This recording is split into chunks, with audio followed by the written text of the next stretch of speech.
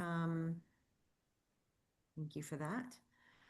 Our first I'll call for January. I wanted to, before we really start off the session in earnest, is just to take a moment to recognize the passing of Tracy Joseph. I know many of you knew him as the CEO of Streetwise Georgia. And last Tuesday, he unexpectedly passed away, and it caught me by great surprise as I was traveling at an NCN conference. But I just wanted just to take a moment just to recognize his contributions as an amazing nonprofit leader in our community. I found him to be someone who pioneered new ideas, in always thinking about the greater impact and greater service on the Mhm. clients that he and Streetwise took under their wings and tried to provide confidence and skills to make their way forward. And those who knew and worked with him, I think, might agree he was a man of deep faith, full of compassion, and I found him to always honor and respect every person that he interacted with, which is just such a great quality. So I hope you'll join me in keeping his family. He's got a daughter who also has been dealing with some health problems over the past couple years, and I know the Streetwise family is devastated by the news, but um, I do offer my prayers. I hope you will join me in that. And they are having a celebration of life this Friday at 12 Stone Church. Um, so if you are unaware, I think we'll be putting that in the chat for folks to know. All right. The next slide is really our agenda for today. And we don't often talk about the coalition's work, but I did want to take a little bit of time at the beginning of the year to kind of launch or just tell you a little bit, reset, maybe level set kind of thing, our role in the community. Um, we are we are Gwinnett's Family Connection Collaborative. And if you're not exactly sure of what that is, there was a time in the early 1990s when the conditions for children and families in Georgia were among the worst in the nation. I hate to say it, but we are still among the worst in the nation. We're the best place, best state in the country to do business, and we are lacking in some ways in how we support and help to advance the health and well-being for children and families. But in the early 1990s, when Zell Miller was governor, he focused on how do we really, as a state of Georgia, come together and work more collaboratively and intentionally on improving the circumstances for families and children. They established a 2-year pilot in 1991. A few counties were engaged. Gwinnett County Mhm. was one of those. And he called that initiative for the first couple of years the Georgia Family Connection. And by 1993, I think we had representation across the state. So in all 159 counties, there is a Family Connection Collaborative. Some of them are called, you know, um, the county Family Connection, for instance. In some of the more large counties in the state, they might come under a different name. And so the Gwinnett Coalition has accepted the responsibility of being the Family Connection Collaborative for Gwinnett, but we operate under the Gwinnett Coalition name. And it's important because the Georgia General Assembly is who appropriates some of the funding. I will tell you it's $50,000 a year that goes to every county in the state of Georgia. So they're all equal despite the circumstances and the needs in the community or the size of the community. So our smallest counties receive the same amount that the largest, like Gwinnett and Fulton, receive. And with that, I wanted to go just tell you a little bit about um, our agenda really is about family connection and then talking about our annual plan, which you know as the 3 pillars. And then we're going to come back to questions and any comments you might have and save room as well at the end for general announcements and comments. But the next slide, I think, is right the focus on the family connection as an organization. And they focus in 5 core areas: healthy children, thriving communities, stable and self-sufficient productive families, children primed for school, and children succeeding in school. Every county takes a little bit of a different approach to trying to solve for those problems. And, in Gwinnett, for instance, we have not focused the coalition as much on children primed for school because, as you know, there's a massive collaborative called Building Babies' Brains that does that early learning work and gets kids primed for school. Now, that doesn't mean that food and housing don't also impact that, but we've chosen to kind of focus in areas where there wasn't an intentional sort of collaborative effort that was existing. So those are the 5 core areas, and the work of the coalition kind of dovetails and supports each of those. And on the next slide, you'll see a reflection of our 3 pillars, which are focused on health equity and mental and behavioral health, and then nonprofit capacity building. These are intentionally broad so that we can kind of shift and move as we need to as our community continues to evolve, which it has done a lot of evolution over the past several decades. And we have specific initiatives within each of these that allow us to do our work, all of which we would say advance the health and well-being of Gwinnett residents. So you're going to hear more specifically about each of these: health equity and how we are trying to increase access to resources in the community to improve health. You're going to hear about our mental and behavioral health efforts, which are primarily under the auspices of a signature initiative called Resilient Gwinnett, also a statewide collaborative approach. And then our newest pillar, which is around nonprofit capacity building and our work to try to connect nonprofits, help them have the skills and the capacity and know what each other's doing so that we can be better stewards of the funds that we do receive. We can work better together through partnerships and collaborations, sort of creating efficiency and impact in our community. So each of those are going to come up. And with that, I'm going to kick it over to Dr. Shannon Hervey, who leads both our mental and behavioral health and health equity initiatives. And she's going to give you a little bit of a deeper dive on each of those pillars. All right, good afternoon, everyone.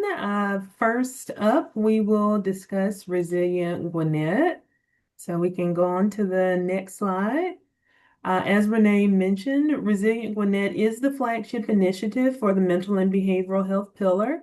It represents a collective of community-minded organizations, including Resilient Georgia, and we all work very closely together to cultivate community resilience, prevent trauma, and lead systems change. Next slide. Here you see the many organizations that partner with us to increase the public understanding of resilience and trauma and provide evidence-based resources. So in addition to the Gwinnett Coalition serving as the backbone organization, Resilient Gwinnett is largely guided by a steering committee, which is comprised of executives and organizational leaders that share in our common agenda. Next slide. The why behind Resilient Gwinnett is actually quite simple. So we work to prevent adverse childhood experiences, promote positive childhood experiences, and encourage others to practice trauma-informed care. Next slide. It Starts With Us is one such initiative where we are encouraging others to practice trauma-informed principles. Through It Starts With Us, organizations like the Gwinnett Coalition and partner organizations that were referenced on the previous slide are taking an in-depth look at organizational culture, policies, procedures, and services to ensure that they are aligned to be trauma-informed and sensitive to the needs of all stakeholders. If we want our community to be trauma-informed, then it starts with us, right? I encourage all of you to also think about your current organization and whether the well-being of staff and clientele is explicit. In March 2025, at the end of our inaugural Becoming a Resilient Gwinnett Summit, we introduced the Trauma-Informed Toolkit as a way for participants to increase their knowledge of being trauma-informed and to empower them with resources so that they could take action to become trauma-informed. Since we released the toolkit, we have translated it into 4 languages, that being Spanish, Vietnamese, Korean, and Mandarin, to better reflect the diversity in our Gwinnett community. All versions, and this is late breaking news, but all versions are now available on our website, and we encourage you to share this through all of your channels. And here you see a QR code that will take you to the webpage that has all of our translated toolkits available. Next slide. Through the several Resilient Gwinnett partnerships that we have, Resilient Gwinnett is able to offer 17 evidence-based and/or evidence-informed trainings and workshops to the community. These trainings include strategies that actually work to facilitate change. And here you see the 8 broad categories that the trainings cover. And if you use the QR code that you see here, it will take you to a specific web page on our website that is dedicated to all of the trainings, all of the information around them, how long they are, so that you can be apprised of the trainings that we currently offer. Next slide. Aligned to our goal to promote positive childhood experiences and encourage others to practice trauma-informed care, we are proud to say that we hosted a Handle with Care training and orientation with Lawrenceville Police Department just a few months ago.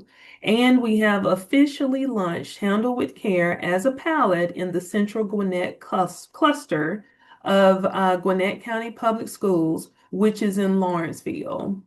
So, just a little bit more about Handle with Care. It is an evidence-informed program that utilizes proactive notification to support children who have been exposed to potentially traumatic events.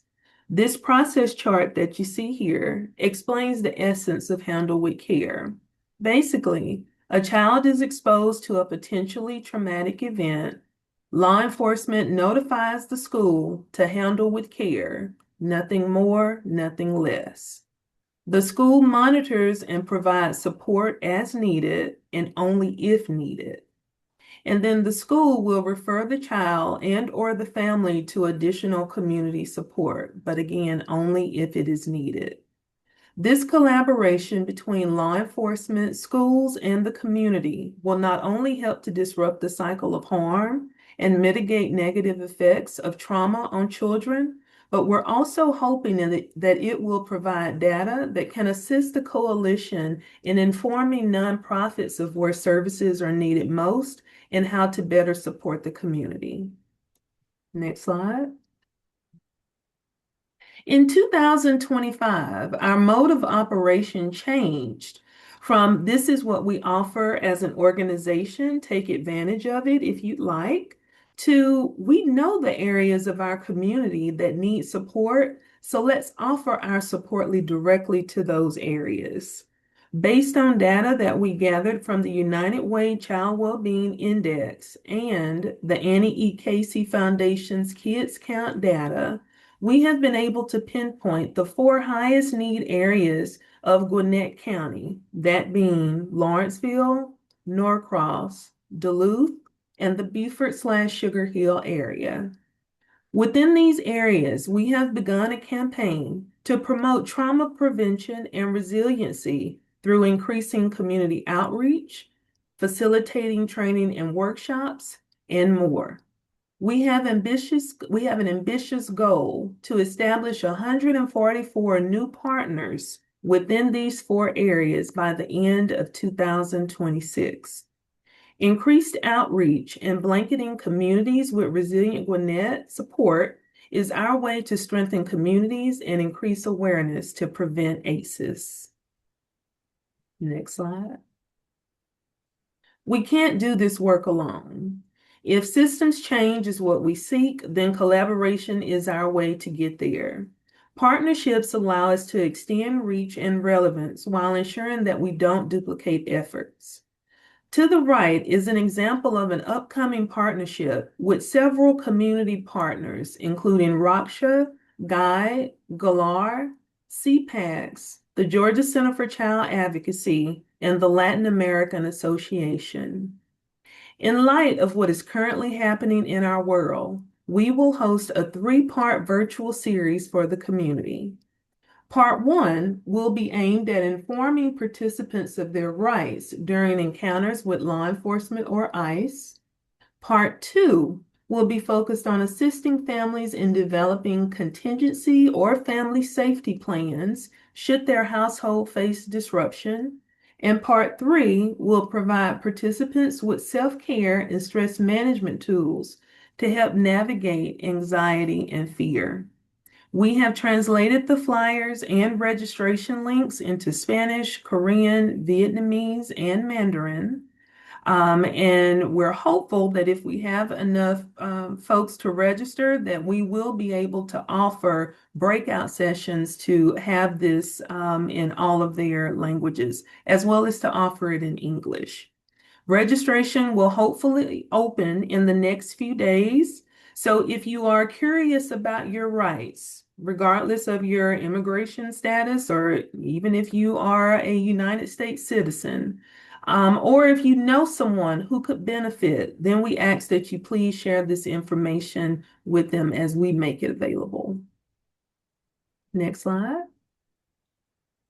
The last part of Resilient Gwinnett that I want to highlight is our upcoming Resilient Gwinnett in Action Summit. Now, I want to pause here for a second and ask you all to raise your virtual hand if you attended our summit last year.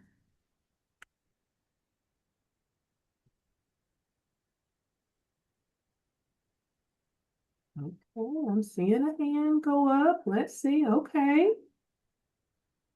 Who else? Who else? Well, I would raise my hand. You all know that I was there. All right. And so if you didn't have an opportunity to raise your hand, no worries, because guess what? Our summit for 2026, the registration is now open. So you have an opportunity to attend it for this year. If you did attend last year, then you have an idea of all the great things that we are planning, but I wanted to highlight it for you all. And so again, it's going to be on Thursday, March the 26th, 2026. The registration and networking fair will begin at 8 a.m. and we will go all the way to 5 p.m. So we have a whole day planned for you all this year. Our theme is Stronger Together, Building Resilience Across Systems.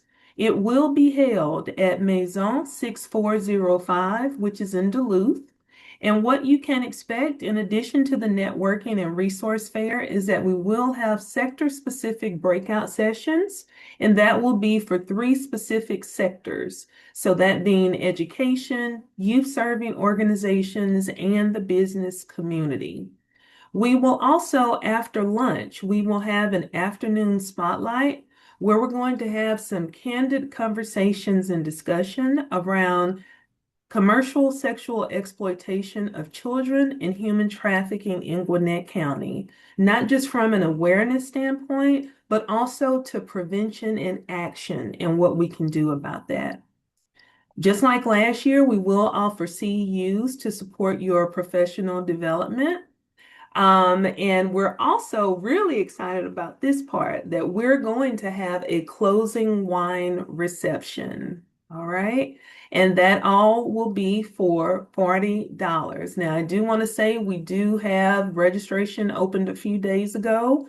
There are a few more scholarships that are available. So I would encourage you all to go ahead and use that QR code and to register, and we hope to see you there.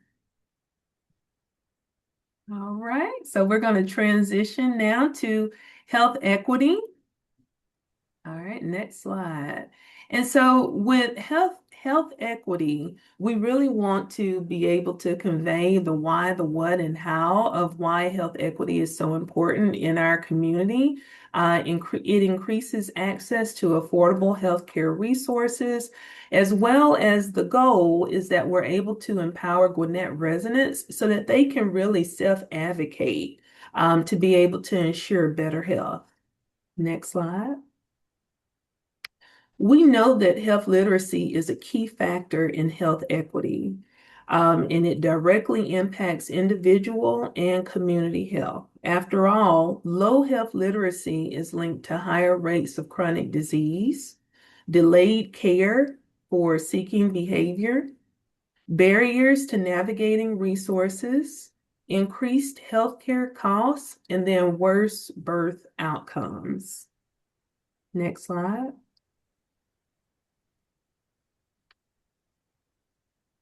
Research shows that increasing personal health literacy improves all of those negative outcomes. So, our solution is just that, a health literacy education and resource model for health equity. Next slide. And these are some of the ways that we work to increase health literacy in our community. So we offer health literacy workshops. We have a wonderful community health coordinator who is bilingual, who is able to offer workshops both in Spanish as well as in English. We also work really hard to connect people to those resources as well as preventative care. Mm. Okay, next slide. Again, much like with Resilient Gwinnett, we cannot do this work alone. So we work very closely with our partners of GNR Public Health, as well as through community-based partnerships that we have worked really hard to form.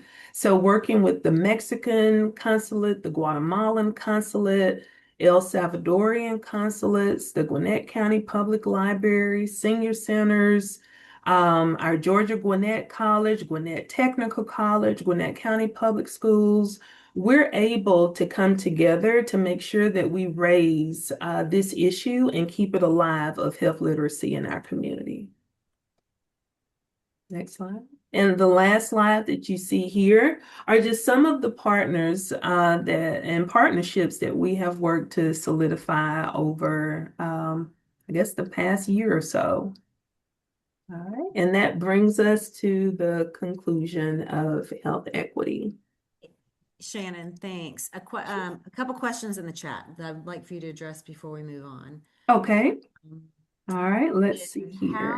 how do the schools determine if additional support is needed? I think this goes back to the targeted approach that we're taking in the 4 communities of highest need. Or is that for Handle with Care? Well, Tamika, are you able to chime in? Hi, it was with what was it? It starts with us. Was that the one? I think it was Handle with Care when Okay. I With it. referenced that. Okay. And so your question is, how do schools determine if additional support is needed? Correct. Okay. And so keep in mind that this is what the schools do. So their counseling department, their social work department, they are trained professionals to understand when to recognize that things aren't quite right with a student, or when a student might be showing atypical behavior that is not like what they normally would present with, then that would be a warning sign for the counselors and or the social workers to pull them to the side to try and inquire about, what's going on and how they might be able to support them.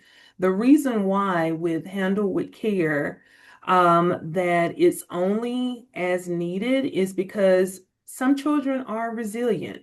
Some children may experience a traumatic event that has happened and be absolutely fine and may consider it to be very much intrusive if a school was to just pull them to ask about something that they were otherwise trying to deal with.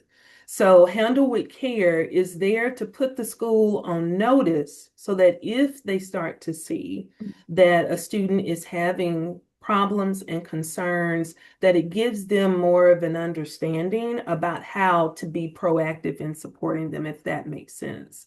What we don't want to do is to really kind of upset that process, or for a child to feel embarrassed that a school member may be aware of something that happened in the community, especially if they're not ready to talk about it. And many youth, as you all may be aware, if they are dealing with something, then a lot of times they will ask to see the counselor. But this process, we just want to make sure that we're not stepping on the toes of the youth and or their families, and that support is only offered if it's needed. And Great question. yeah, it is. And the climate survey that the schools now implement, Shannon, you might very briefly just the data does indicate a huge need in terms of youth mental health. Yes, absolutely. And we've seen that over the years, and not just with Gwinnett, but with, school systems. I can only speak to across metropolitan Atlanta, but the uptick in depression as well as anxiety, uptick in as well as the increase of youth who have either attempted to harm themselves or considered and had suicidal ideations and or acted upon them. So we do absolutely see that there is a need for greater support in the schools. Yeah, And the schools can't do it alone, right? I mean, they just absolutely. can't do it all. The final question, CEUs offered through the summit. Mm-hmm. And so the CEUs that we will be applying for will be from the governing bodies for social work, counseling, marriage and family therapy, and post. So any law enforcement.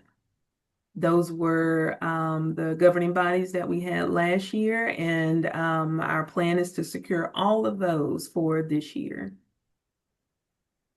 Perfect. All right. If you have additional questions for Shannon on either of these areas of focus, feel free to put them in the chat and we can circle back. I'm going to spend a few minutes talking about capacity building and take us back a couple years to where you might be aware that Gwinnett County and some other partners in the community helped to lead a strategic plan, a broad community-based needs assessment. And from that, in 2023, there were 6 primary goals that were identified in a 5-year strategic plan.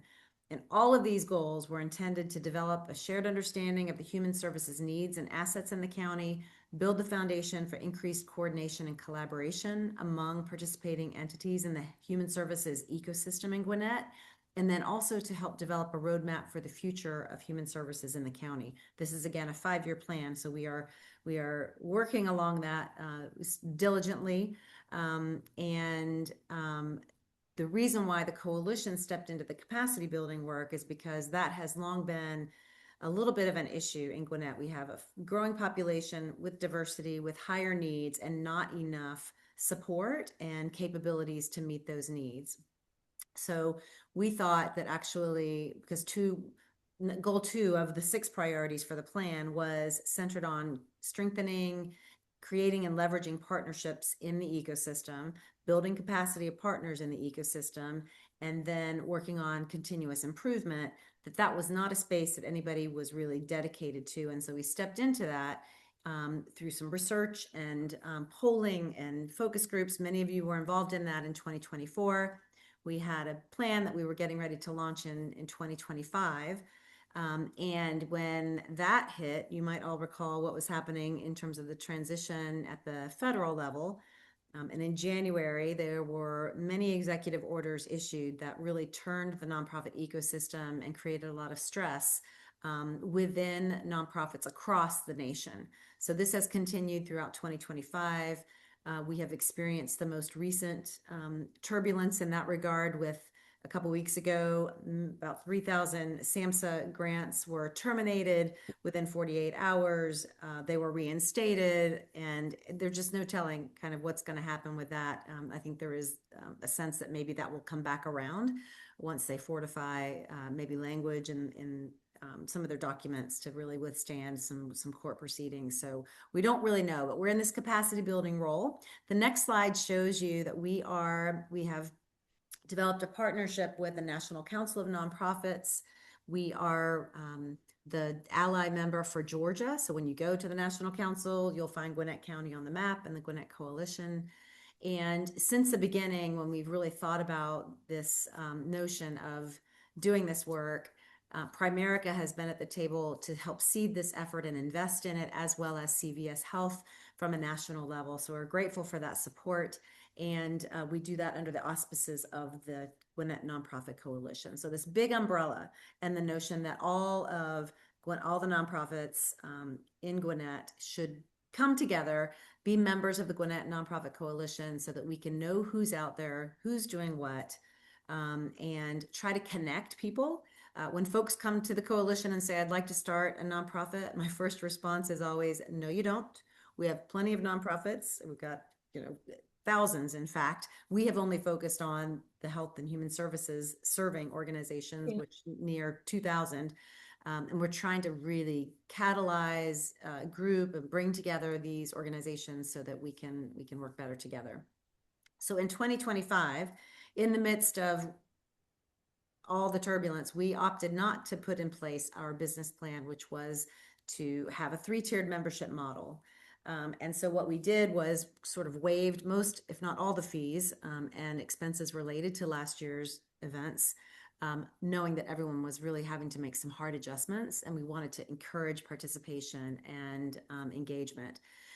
So the things that we did were really focused around funding. We had a number of panels. We brought in funders to give advice to nonprofit leaders on how to build relationship and how to apply for grants and make ask for sponsorships for events and things like that. We had the reverse, where we had some very successful nonprofit leaders give advice to others in the audience, right? CEOs and EDs who are younger and are emerging in the field, and they could receive some guidance that way. We also hosted several networking events called 5013 Connect. A lot of fun, just coming together, able to enjoy some beverages, and we appreciate those who attended those. We have a nonprofit directory. We're going to that has been launched. It's been on the website for a while, but we're going to begin pushing that out to help everyone understand how to use it and the value of it. And we're going to talk about that in just a minute. And then we are really stepping into the public policy space, primarily through our relationship with the National Council of Nonprofits. And while a lot was happening, there's a lot that just really moves so quickly. For instance, before I hand it to my colleague Becky, when the SAMHSA termination came out, we went to work to create a survey to send out to the nonprofits in Gwinnett County to say, are you impacted? And what is that going to do? What are you currently thinking about? We knew that people had not totally been able to kind of weed their way through what did that mean for their organization. But I know for a fact several organizations in Gwinnett did receive those termination notices the day after. They were hunkered down with their leadership teams trying to figure out what is it that we should do and how should we react and how should we plan for the future in light of this loss of funding. And then, of course, the next day it was reinstated. But should that happen in the future, our survey is ready to go. We'll be able to measure, we hope, that impact and be able to then help communicate that to our elected officials. Because of our tie as a Family Connection Collaborative, back to the state level, and where at least some of our funding and some of our role and responsibility comes from, which is to be that advocate and that voice for the nonprofit sector. If you have a minute and you were one that might have been impacted or potentially impacted by those termination notices from SAMHSA, I would just appreciate you letting me know in the chat. We'll just have that in the back of our heads. I may reach out to you for some additional information, but it would be just helpful to know if you might have been either a direct recipient of a SAMHSA grant or a sub-recipient. And that comes through public health. It can come through our CSBs. It can come through various ways, from federal down to state and then down to the local level. So in the meantime, there were a couple other initiatives that impacted us, and I'm not sure if you were aware of them, but there's a couple that I'm going to just ask Becky, Director of Communications, to hop in and share a little bit of information about. Yeah, so back in October, GoFundMe came out under fire for a lot of things.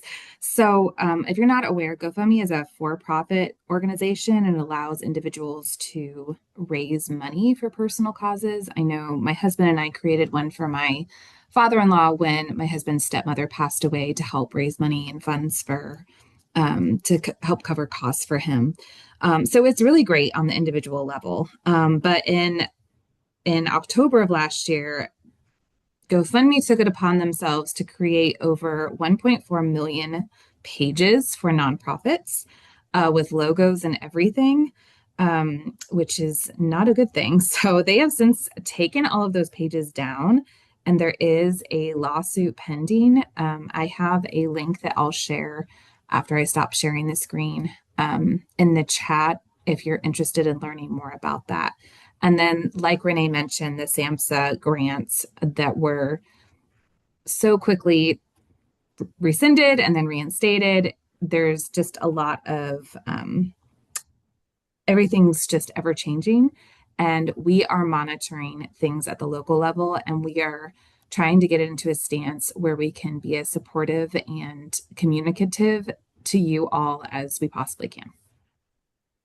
Hand it back to Renee. Thank you. Thanks. And thanks, Jennifer Wilds. I knew that Viewpoint Health was one of those impacted, and I'm glad that they were somewhat reinstated at least. So the next thing that I want to share is that I think I'm going to pause, and I'm going to, well, let me do this while we're on this. So in total last year, we had 21 different events that we put together. We had 809, almost 900 registrants for those events.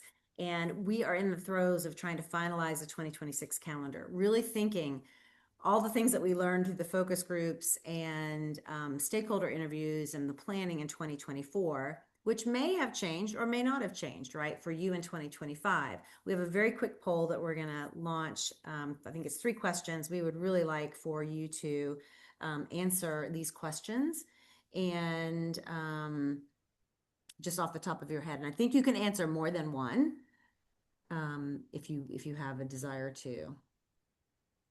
And Becky and Jesse, help me with, will we be able to see the results of the poll live? Probably should have asked that before we did it. Yes, I can share the results of the poll live. Okay, Yes. so. Can everyone see the poll? I just want to make sure that it went out. Perfect. Awesome. So we'll give a few more seconds to answer.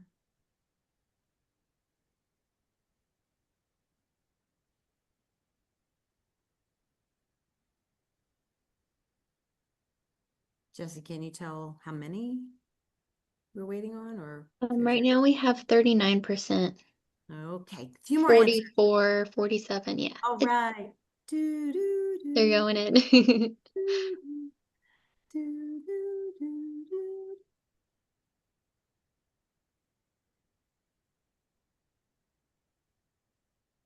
When you get to a point where you feel like it's a bulk of the group?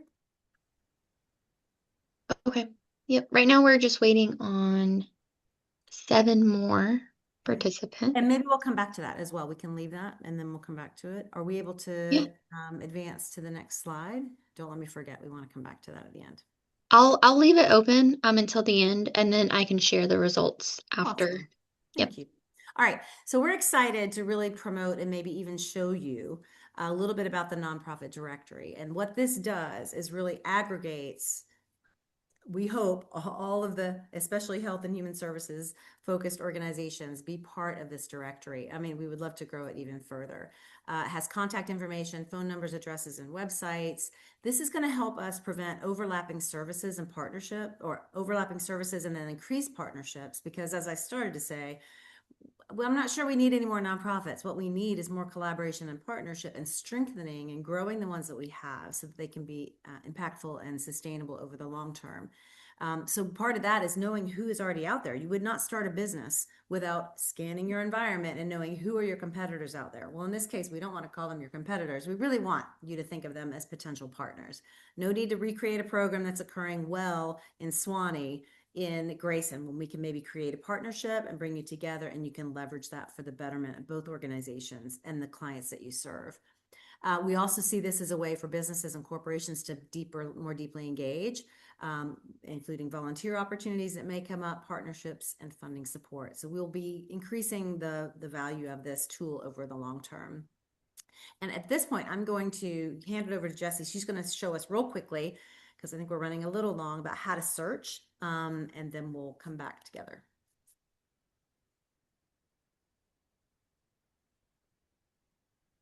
And while she's pulling that up, Jessie was on board a couple of years ago, sorting through IRS documents and Secretary of State filings and municipal business registrations and coming up with like a master list. And then we sent it out to everybody and said, please come be part of this directory. We had a great response, and we're getting ready to go back out to the community, but you can also be our advocates, please, if you if you like what you see. Jesse, Yes. Thank you so much. Can everyone see my screen? can?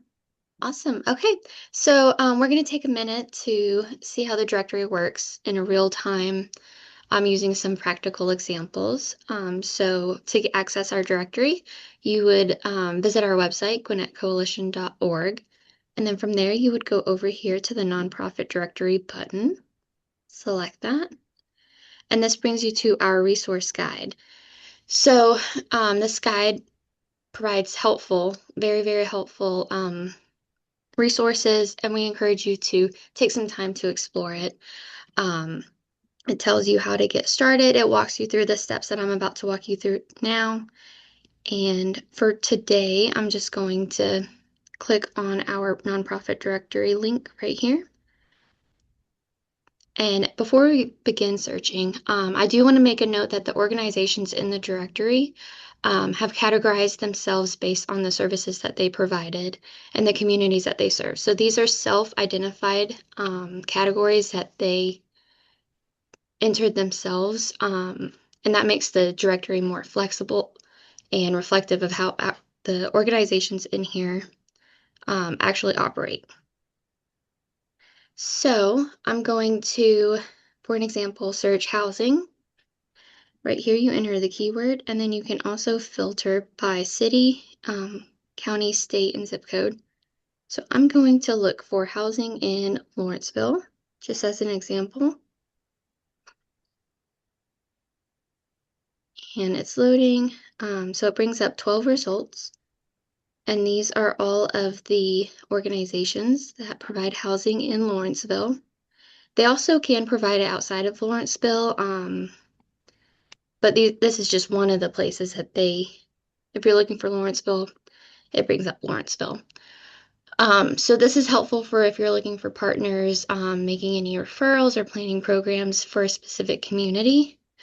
And you can click on Learn More. It has their phone number, their address, and then their website.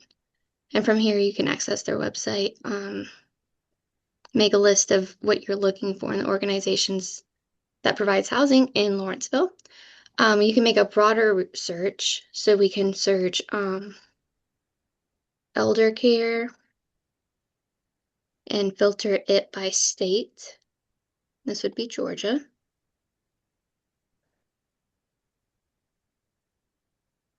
This one brings back 13 results, and all of these organizations provide elder care in Georgia. So this provides, both local connections and a larger scale collaboration.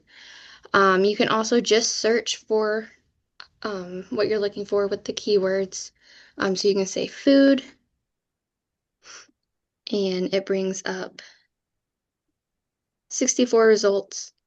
And then you can look on here, food finder, food pantries, whatever you're looking for. We also up here have, that was the search area. We have all categories. And this is all of the categories that you can look up through.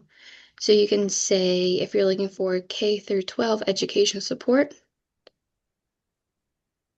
and there's 29 results. Or if you're looking for, let's say, family support services, it brings back these results. And with everyone, you can click Learn More, phone number, address, and their website.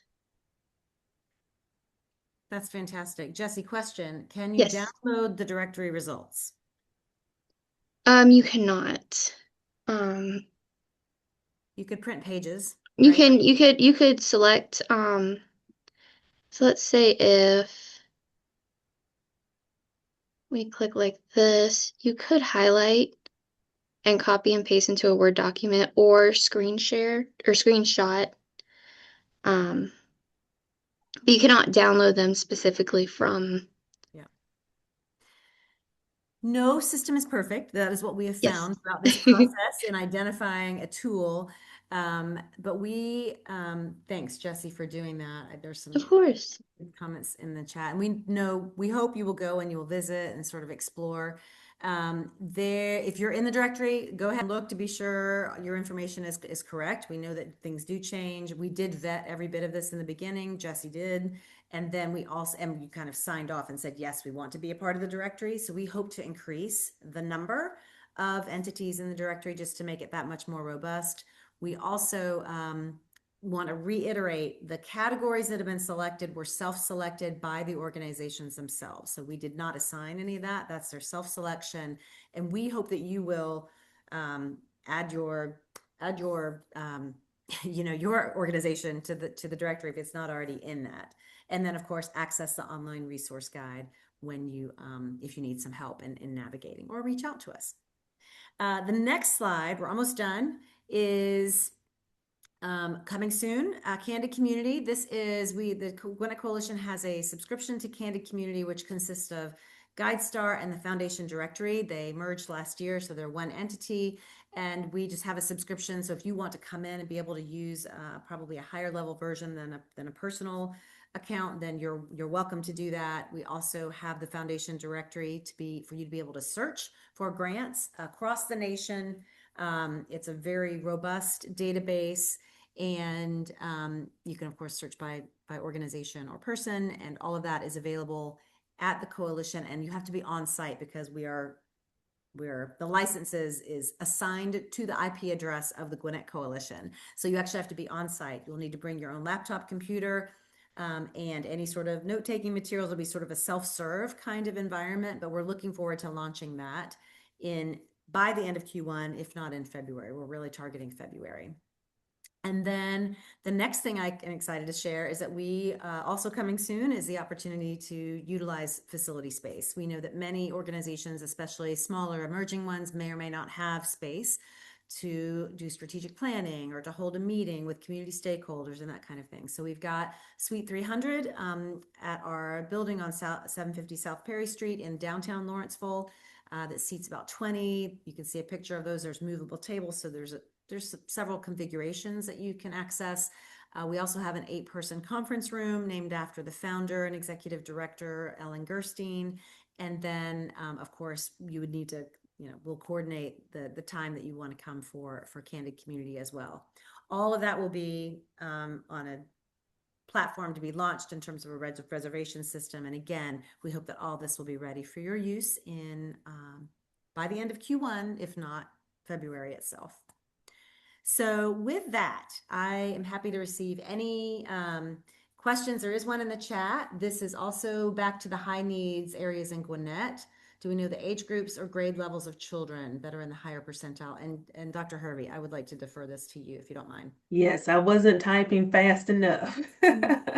But that is a great question. And I know that Denise is on the call, and so she might want to also chime in. But the highest needs areas was compiled using the Child Wellbeing Index that United Way has, and the separate scores for those 16 indicators. There is a formula, I want to say. Denise can jump in here, but it is not the individual totals and numbers for those indicators are not shared. So we do not know for each individual area what that might mean for third grade reading levels. That being said, though, that information is public if you wanted to do a little bit of digging and perhaps go do a little bit of research into Georgia Department of Education or Georgia Office of Student Achievement. And you can look at specific areas and or schools where it lists the different reading scores as well as math scores, third grade, eighth grade, so on and so forth. Denise, do you want to add any color? Yes, excuse me. I was just going to add, I'm trying to get back over here. The poll popped up. That if somebody needs information about those kinds of numbers, if you'd reach out to me, and then depending on what it is that you need, we can see how we might be able to provide that. But I'll also just lift up and give attention to that. we're working towards having updated data, having the latest index data coming up this late May or in June. And so the data that we do, the numbers that we do have now are the 2023 numbers, and we'll have the update in a few months for what will be then 2025 data available in June. But I'll put my contact in the chat. And if anybody, is interested or has questions, particularly about the data, I'll be glad to follow up. Excellent. I'm trying to get back over there. That's okay. The close. Maybe that's an obvious, Denise. Just close it. So the results of the poll, I think, are visible to everyone. Is that correct? Yeah. Okay, great. So I'll let you look at those and know that we're going to be taking note ourselves and trying to deliver on that to you in the coming year.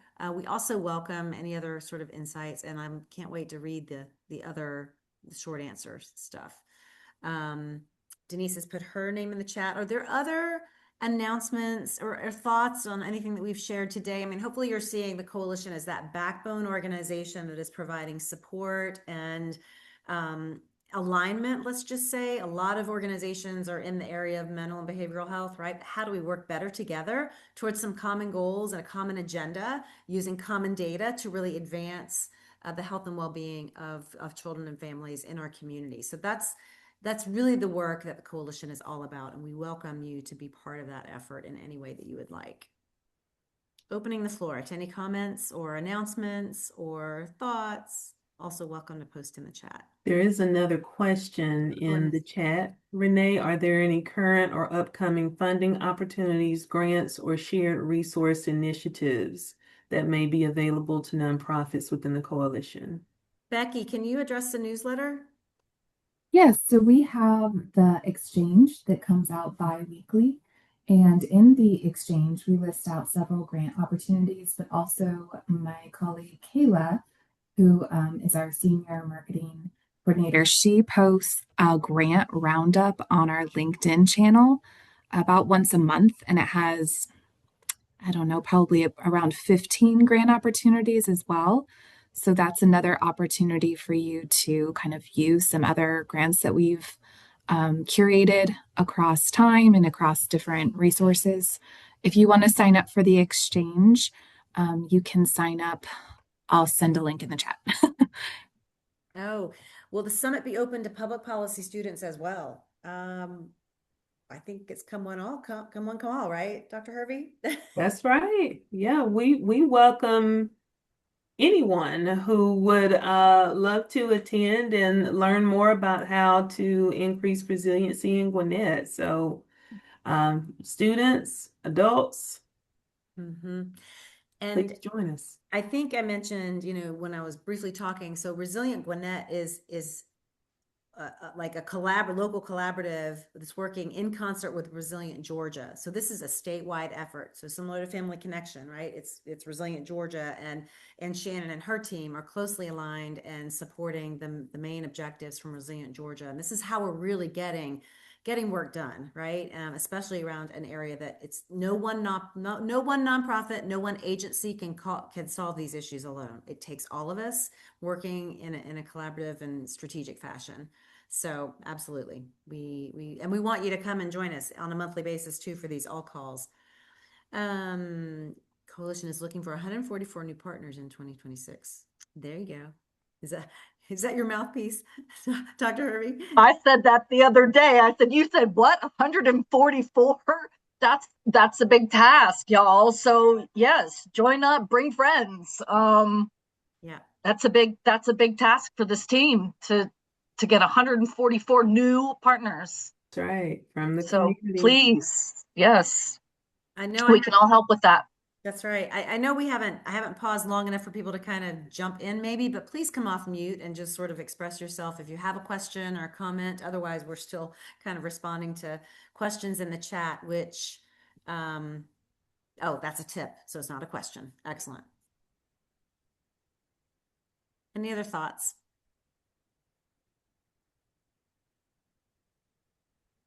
Well, we thank you for joining us today and kind of understanding the overarching plan for the coalition, especially as it relates to the family connection work. And we hope that you will join us on a monthly basis. We intend to kind of revisit and maybe even highlight those 5 areas of family connections core priorities in a different way as we go forward. It'll be a little different than we did in 24 and 25, and we're excited about just you being engaged in this work that's community-wide and really makes a difference, we think, for our friends living in Gwinnett. All right. Thank you, guys. We look forward to seeing you next month. Same Zoom link, same last Monday of the month at 4 o'clock. Stay warm is right. Thanks, Darcy. Bye, everyone. Thank you. Take care, gang. Bye-bye. Thank you so much. Mhm.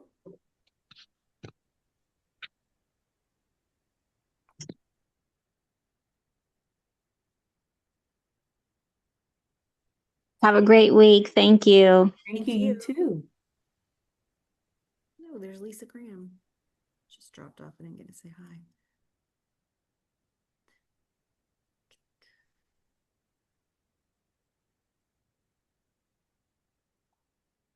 Okay.